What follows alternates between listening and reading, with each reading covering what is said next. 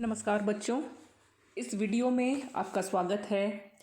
पिछले वीडियो में हमने जेरेमी बेंथम के उपयोगितावाद का अध्ययन किया था और हमने यह देखा था कि यद्यपि उपयोगितावाद का व्यवस्थित विकास बेंथम से पहले ही डेविड ह्यूम, प्रीस्टले, हचेसन इत्यादि कर चुके थे, किंतु जेरेमी बेंथम का उपयोगितावाद के प्रति जो महत्वपूर्ण योगदान है वह है उसे आचार शास्त्र के एक कसौटी के रूप में प्रस्तुत करना, अर्थात हेडोनिस्टिक कैलकुलस या सुखवादी मापदंड के आधार पर सुखों और दुखों की गणना करना और सुख और दुख का मापन करके यह बताना कि कौन सा कार्य सुख प्रदान करेगा और कौन सा कार्य दुख प्रदान करेगा और उसके अनुसार ही उन्हें किया जाना चाहिए अथवा नहीं किया जाना चाहिए। यह सुखवादी मापदंड सरकार को अपने विभिन्न कार्यों को करने के लिए अपनाना चाहिए और इसके आधार पर ही उसे अधिकतम व्यक्तियों के अधिकतम सुख को प्रदान करने वाले कानूनों का निर्माण करना चाहिए।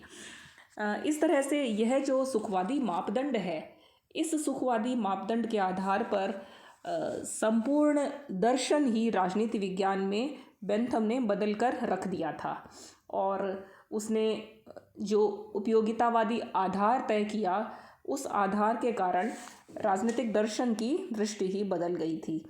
किंतु इस सुखवादी मापदंड की बहुत सी कमियां थीं और यद्यपि उसके समय में और उसके समय के पश्चात यह इंग्लैंड में सरकारों के कानून सुधार के दृष्टिकोण से बहुत लोकप्रिय हुआ, किंतु फिर भी दार्शनिक दृष्टिकोण से इसमें अनेक कमियां थीं और इसकी चहुं ओर से आलोचना की गई। इसकी आलोचना के प्रमुख बिंदु कौन से थे, आज हम उन्हीं की समीक्षा करेंगे। बेंथम के उपयोगितावाद की जो आलोचना की गई थी वो मुख्यतः उसके सुखवादी मापदंड के ही की गई थी। जैसा कि हमने पहले देख ही लिया है कि उसके अनुसार सुखों का मापन किया जा सकता है, यह उसकी पहली मान्यता थी और सुखों का मापन करने के जो कसौटियां हैं वो 8 प्रकार की कसौटियां की उसने चर्चा की थी।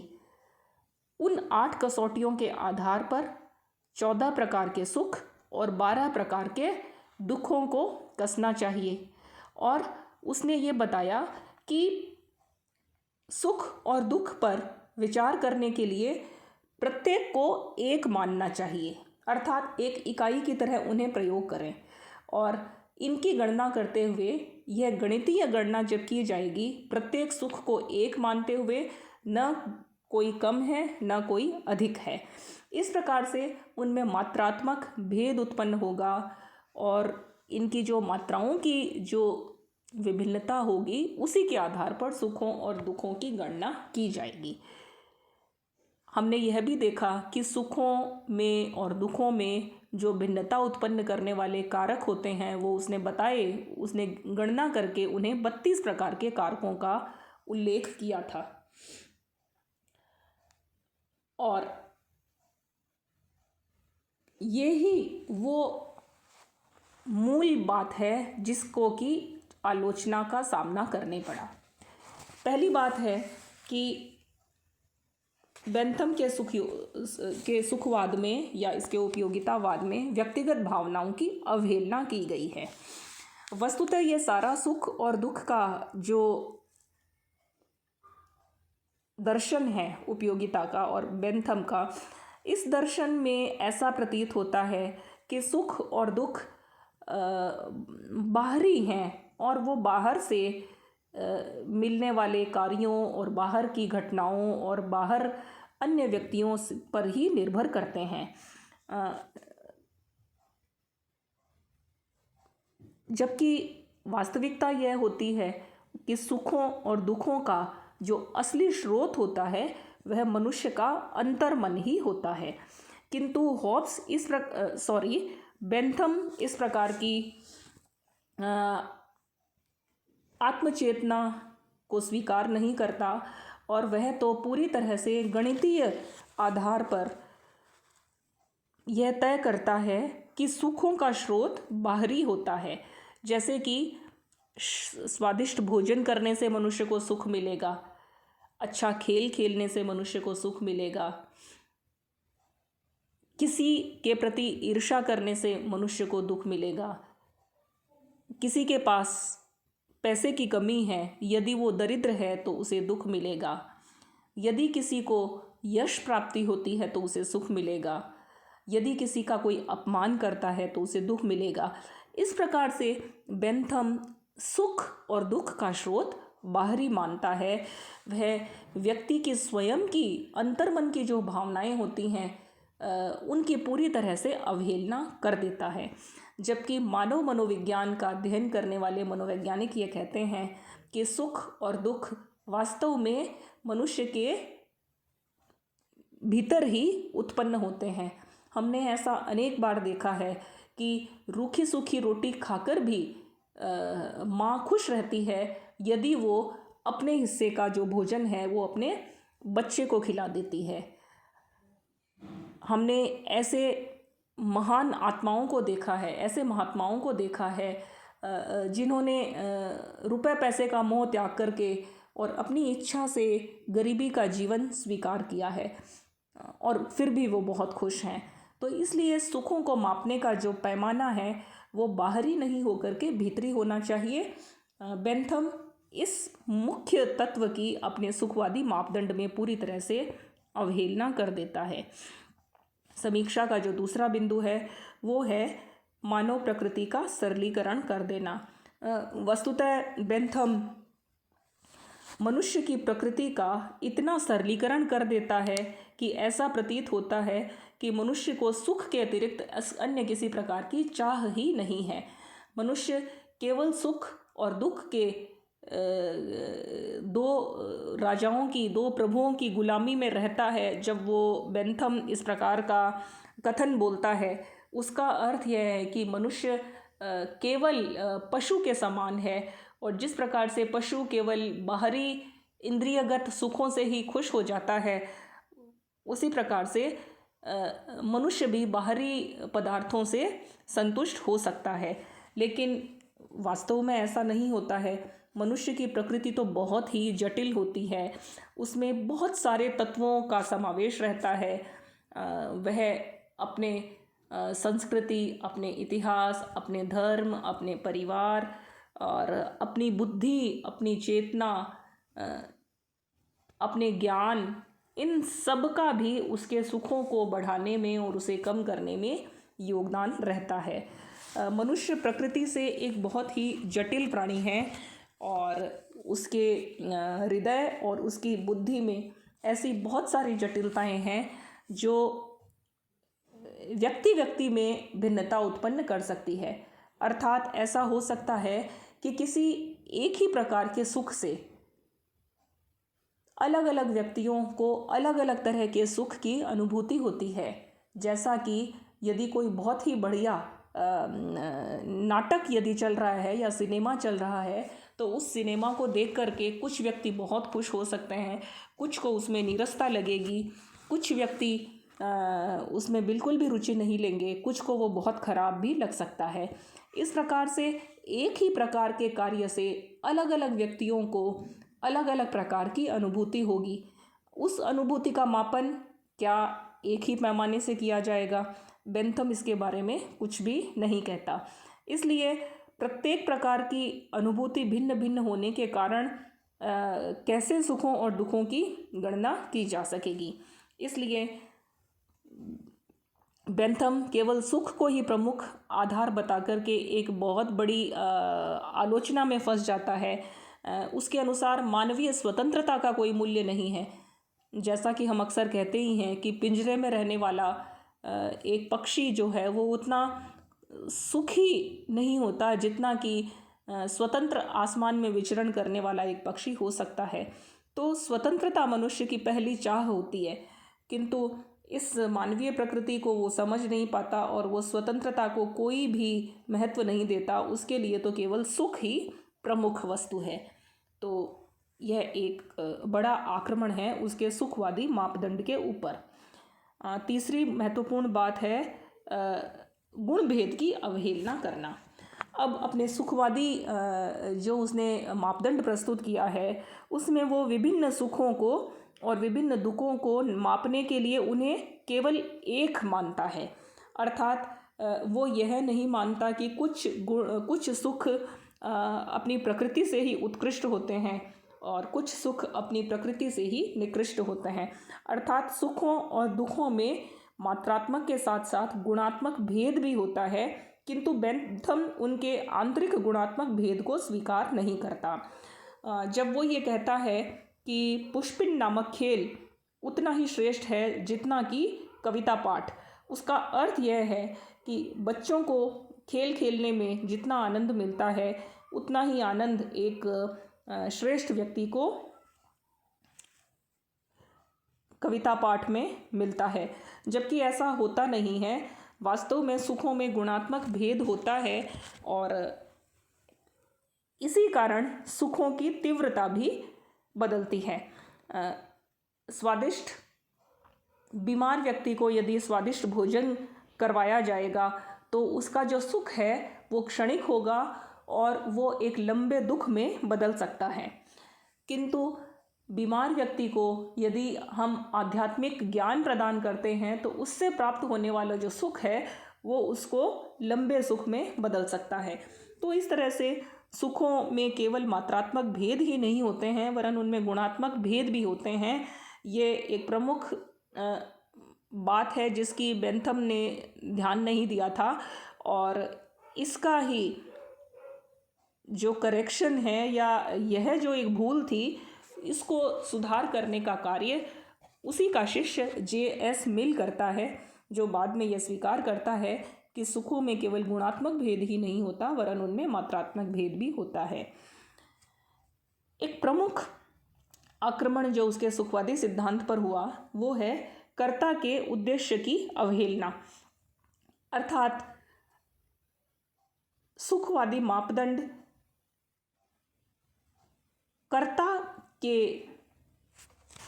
उद्देश्यों को ध्यान में नहीं रखता वरन वह केवल कार्य के बाहरी परिणामों पर ही केंद्रित है। मनुष्य की यदि बात करें तो प्रत्येक मनुष्य के किसी भी कार्य को करने का अपना एक उद्देश्य होता है।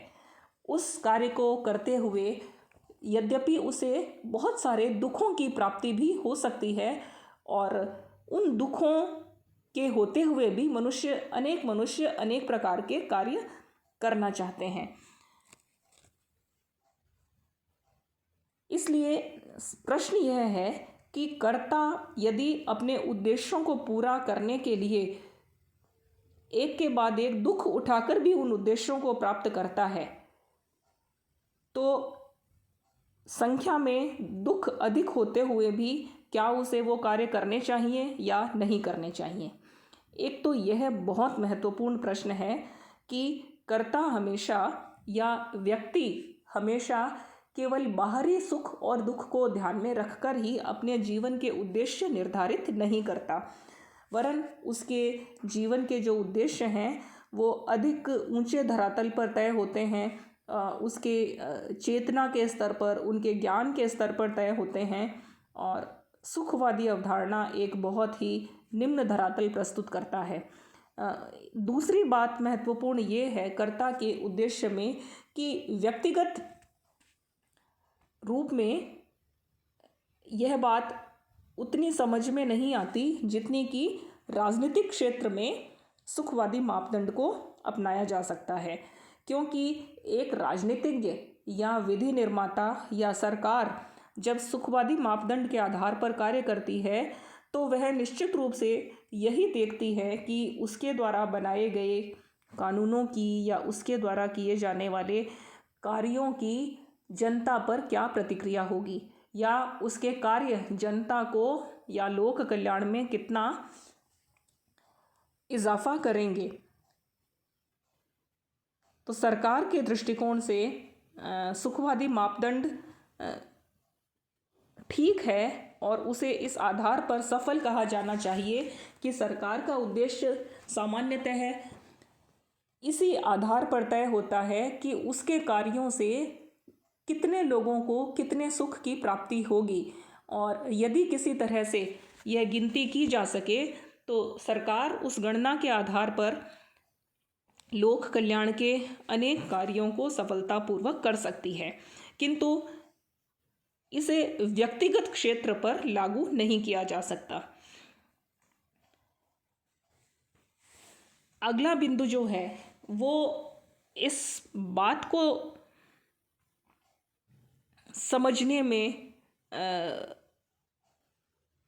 जो है वो इस प्रकार से विरोधाभासी नज़र आता है कि उसका सुखवादी जो मापदंड है उसे कैसे समझा जाए, क्योंकि व्यक्तिगत आधार पर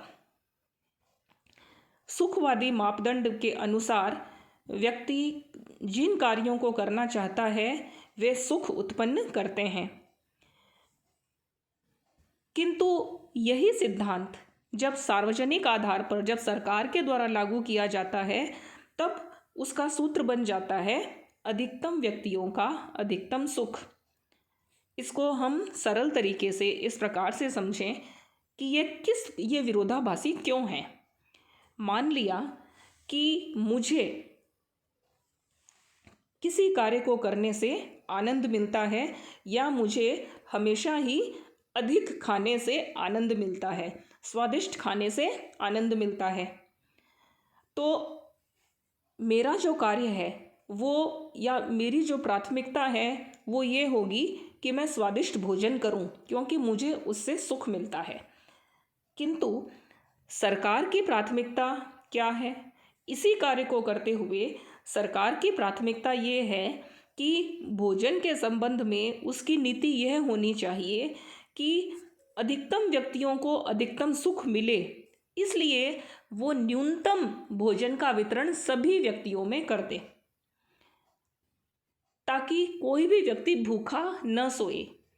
अब जितना राशन है, जितना भोजन है, उसका वितरण यदि सभी लोगों में समान रूप से किया जाएगा या अधिकतम लोगों में यदि किया जा सकेगा तो उससे अधिकतम लोगों को संतुष्टि मिलेगी और अधिकतम लोग सुखी होंगे, क्योंकि वो भूखे नहीं सोए हैं, इनको खाने के लिए भोजन मिला है। अब यहाँ पर दो विरोधाभास है। यदि सरकार के द्वारा इस तरह बनाए गए कानून का मैं पालन करूँगी तो मैं हमेशा भरपेट स्वादिष्ट भोजन नहीं कर पाऊँगी और मुझे उतना ही भोजन मिलेगा जितना सरकार ने मुझे दिया है। अधिकतम व्यक्तियों के अधिकतम सुख के सिद्धांत को मानते हुए मुझे उस न्यूनतम भोजन से ही संतोष करना पड़ेगा। यह सार्वजनिक सुख है जिसके लिए मुझे अपने उस व्यक्तिगत सुख का त्याग करना पड़ेगा जो ये कहता है कि मुझे अधिकतम स्वादिष्ट भोजन मिले। इस प्रकार से हम यह देख ही सकते हैं कि सुखवादी मापदंड के अनुसार मनुष्य के जो व्यक्तिगत सुख हैं और उसके जो सार्वजनिक सुख हैं सरकार के द्वारा दिए गए, उन दोनों में हमेशा ही गहरा विरोधाभास रहता है। या इसको और सरल तरीके से हम यह देखें कि यदि अधिकतम व्यक्तियों के अधिकतम सुख के सिद्धांत को व्यक्ति के द्वारा माना जाता है तो उसे एक प्रकार से अपने स्वार्थ का त्याग करना पड़ेगा और उसे परमार्थ को अपनाना पड़ेगा। किंतु सुखवादी सिद्धांत के अनुसार व्यक्ति अपने स्वार्थ का त्याग क्यों करेगा जिससे उसे सुख मिलता है। यद्यपि बेंथम ने इस गुत्थी को सुलझाने के लिए ये कहा है कि 4 विशेष तत्व होते हैं जिनके कारण मनुष्य अपने सुख का बलिदान करने के लिए तत्पर रहते हैं। उन्हें बेंथम नैतिक मान्यता कह करके पुकारता है। यानी कि 4 प्रकार की ऐसी नैतिक शक्तियाँ या बाध्यताएं होती हैं जो मनुष्य को इस बात के लिए बाध्य करती हैं कि वे अपने व्यक्तिगत सुखों के स्थान पर सार्वजनिक सुखों को अधिक महत्व देते हैं। और बेंथम के अनुसार ये भौतिक शक्ति हो सकती है, राजनीतिक शक्ति, सार्वजनिक शक्ति तथा धार्मिक, वह इन्हें 4 वर्गों में विभाजित करता है। भौतिक मान्यता के अनुसार मनुष्य स्वयं ही यह समझ लेगा कि उसे अधिक नहीं खाना चाहिए, क्योंकि अधिक खाने से उसे बाद में शारीरिक पीड़ा हो सकती है। इस प्रकार से यह जो भौतिक तत्व है जो मनुष्य को इस बात के लिए प्रेरित करेगा कि उसे अधिक और स्वादिष्ट दोनों प्रकार का भोजन नहीं करके कम भोजन करना चाहिए और पोषण युक्त भोजन करना चाहिए। और इस प्रकार से मनुष्य अपनी स्वयं की पीड़ा के कारण जब दूरदर्शी बन जाता है तो वह ऐसा कार्य करता है जो कि यद्यपि परमार्थ नजर आता है, किंतु वास्तव में वह परमार्थ नहीं होता। वह अपने ही फायदे के लिए, अपने ही भविष्य के सुख के लिए ऐसा करता है। यह एक भौतिक शक्ति है जो उसे अपने सुख को त्यागने के लिए प्रेरित करती है। दूसरा है सार्वजनिक शक्ति। सार्वजनिक शक्ति इस बात में है कि हमारा जो समाज है वो हमारे कुछ कार्यों को पसंद करता है और कुछ कार्यों को नापसंद करता है, और हम समाज में अपने यश और अपने सम्मान को प्राप्त करने के लिए या समाज की निंदा से बचने के लिए ऐसे अनेक कार्य हैं जो यद्यपि हमें सुख देते किंतु हम ऐसा नहीं करते। जैसे कि यदि हम सार्वजनिक स्थान पर सबके साथ यदि भोजन करते हैं तो वहाँ पर यदि कोई बहुत अधिक भोजन करने वाला है तो वो भी सामाजिक अपयश के कारण एक निश्चित मात्रा में ही ग्रहण करेगा, जैसा कि वो अकेला यदि करता तो उससे कुछ अधिक करता। ऐसे बहुत से उदाहरण हो सकते हैं कि सामाजिक निंदा से बचने के लिए या अपने यश की कामना के लिए वह सामाजिक कर्तव्य का पालन करने के लिए विवश हो जाता है और अपने सुखों का त्याग कर देता है। तीसरा जो शक्ति है वो है धर्म की शक्ति। बेंथम इस पर भी अधिक भरोसा नहीं करता है। कई बार मनुष्य इस धार्मिक मान्यता के आधार पर अपने भोजन के सुख का त्याग कर देते हैं कि यदि वो अपना भोजन किसी और को दे देंगे, किसी भूखे को दे देंगे, तो उसे अगले जन्म में जो है वो भरपूर धन धान्य मिलेगा और उस परोपकार का उसे बदला अगले जन्म में पुण्य के रूप में मिलेगा। किंतु बेंथम इस पर भी इतना भरोसा नहीं करता, किंतु धर्म की शक्ति से भी मनुष्य अपने सुखों को कई बार त्यागने के लिए प्रेरित हो जाते हैं। जिस तत्व पर बेंथम सबसे अधिक भरोसा करता है वो है राजनीतिक शक्ति अर्थात दंड की शक्ति। अर्थात बेंथम ये कहता है कि मनुष्य बहुत मामलों में जब राज्य में रहते हुए अपने सुखों को इसलिए त्याग देता है क्योंकि वह यह जानता है कि उन कार्यों को करने से उसे दंड या पुरस्कार मिलेगा। जिन कार्यों को करने से दंड मिलता है वह सुख देने वाले होने के उपरांत भी उन कार्यों को नहीं करेगा, और जिन कार्यों से उन्हें पुरस्कार मिलता है वो व्यक्तिगत क्षेत्र में चाहे उसे दुखी भी करते हों किंतु पुरस्कार के कारण वह उन कार्यों को करेगा। इसलिए अंततः राज्य की जो शक्ति है वो ही मनुष्यों को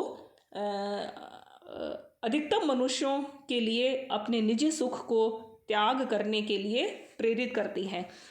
इस प्रकार से बेंथम ने यद्यपि अधिकतम व्यक्तियों के अधिकतम सुख के सिद्धांत से व्यक्ति के निजी सुख के सिद्धांत के विरोधाभास को समाप्त करने का प्रयास ज़रूर किया था, किंतु ये सभी बाहरी प्रयास हैं और उसके सुखवादी सिद्धांत का जो मूल दार्शनिक विरोधाभास है वह बराबर बना रहता है।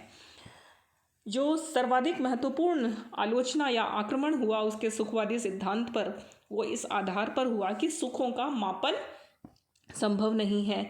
बेंथम एक गणितज्ञ की तरह सुखों का मापन करना चाहता है, किंतु वास्तव में सुख और दुख उस प्रकार की द्रव्यात्मक इकाइयाँ नहीं हैं जैसा कि दूध या पानी या कोई वस्तु हो सकती है जिसकी गिनती की जा सके। सुख इतने सरल भी नहीं होते हैं और सुख इतने जटिल होते हैं कि एक ही सुख में अनेक सारे सुख एक साथ विद्यमान हो सकते हैं, या सुख और दुख आपस में मिलकर के अधिक जटिल बन जाते हैं। बेंथम ने सुखवादी मापदंड बताया, किंतु मापन की किसी भी इकाई को वह बताने में सफल नहीं रहता। जैसे कि 1 ग्राम या 1 किलो या 1 लीटर, ऐसी यदि गणना वह सुखों के लिए भी यदि वह बना देता, एक इकाई बना देता, तो उसका सुखवादी मापदंड अधिक वैज्ञानिक हो सकता था। यह केवल अभी एक मानसिक विलास मात्र बन करके रह गया है। और सार्वजनिक क्षेत्र में जो कि अधिकतम व्यक्तियों का अधिकतम सुख का जो उपयोगितावादी नारा है, वह बहुमत के अत्याचार को प्रोत्साहन देता है। जब अधिकतम व्यक्तियों के अधिकतम सुख की बात की जाती है, इसका अर्थ यह है कि जो कार्य बहुमत को पसंद हैं, सरकार को वे ही करने चाहिए और अल्पमत के सुखों की ओर उसे ध्यान नहीं देना चाहिए, क्योंकि सामान्यतः ऐसा कोई भी कार्य नहीं हो सकता जो सभी व्यक्तियों को पूरी तरह से स्वीकार्य होगा। इसलिए उस सूत्र के अभाव में जो अगला संभव सूत्र सरकार के सामने होता है, वह हमेशा ही अधिकतम व्यक्तियों का अधिकतम सुख होता है। किंतु इसको अपनाने से अल्पमत के ऊपर अत्याचार की संभावना अधिक बलवती हो जाती है, क्योंकि बहुमत अपने संख्या बल के आधार पर अल्पमत पर अत्याचार कर सकता है। इस तरह से हम ये समझ सकते हैं कि बहुत से ये मुख्य कारण, ये ऐसे मुख्य आलोचनाएं हैं जो उसके सुखवादी सिद्धांत पर आधार हुई। किंतु इसके अलावा अनेक ऐसी आलोचनाएं हैं जो बेंथम की गई, जिनमें यह है कि यह सिद्धांत मौलिक सिद्धांत नहीं है और सुखवाद का यह जो सिद्धांत है, यह केवल गणितीय है और इसमें अंतर्निहित नैतिकता का इसमें समावेश नहीं है। ये इसलिए एक दार्शनिक सिद्धांत मात्र नहीं है, वरन ये केवल आचरण के नियम मात्र हैं। इस प्रकार से व्यक्तिगत दार्शनिक नैतिक सिद्धांत के रूप में इसको स्वीकार नहीं किया जा सकता। यद्यपि यह ज़रूर कह सकते हैं इसका मूल्यांकन करते हुए कि बेंथम ने सरकार के कार्यों के लिए वो आधार ज़रूर प्रदान किया कि राज्य व्यक्ति के लिए बना है, व्यक्ति के सुख और सुविधा के लिए बना है, व्यक्ति के कल्याण के लिए बना है। और उपयोगितावाद के आधार पर ही लोकतंत्र को पुनर्प्रतिष्ठित किया गया। इंग्लैंड में उस समय कुलीन तंत्र का शासन था। इंग्लैंड में उस समय धनिक लोगों का वर्चस्व था, जिस पर बेंथम ने इसी आधार पर कुठाराघात किया कि ये जो धनिक लोग हैं, ये बहुमत के सुखों की ओर ध्यान नहीं देते, इसलिए शासन प्रणाली ऐसी होनी चाहिए जो कि अधिकतम व्यक्तियों के अधिकतम सुख को ध्यान में रख सके। और बेंथम के इसी सिद्धांत के आधार पर एक लोक कल्याणकारी राज्य की नींव पड़ी, जो उपयोगितावाद की सबसे बड़ी देन है। धन्यवाद।